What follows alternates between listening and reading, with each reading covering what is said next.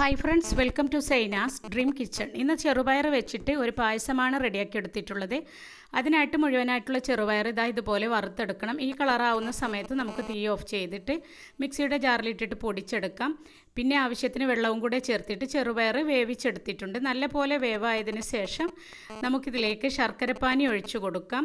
മധുരത്തിനാവശ്യമായ ശർക്കരപ്പാനി നമ്മൾ ഇതിലേക്ക് ഒഴിച്ചു കൊടുക്കണം. എന്നിട്ട് നല്ലപോലെ ഇതൊന്ന് വറ്റിച്ചെടുക്കണം.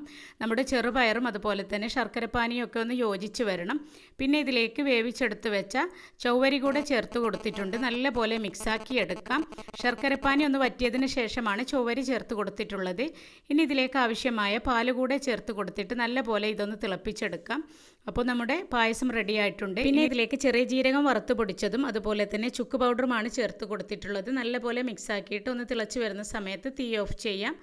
അപ്പോൾ നമ്മുടെ വീട്ടിലുള്ള ചെറുപയർ വെച്ചിട്ട് ഇതുപോലെ ഒന്ന് ട്രൈ ചെയ്ത് നോക്കൂ.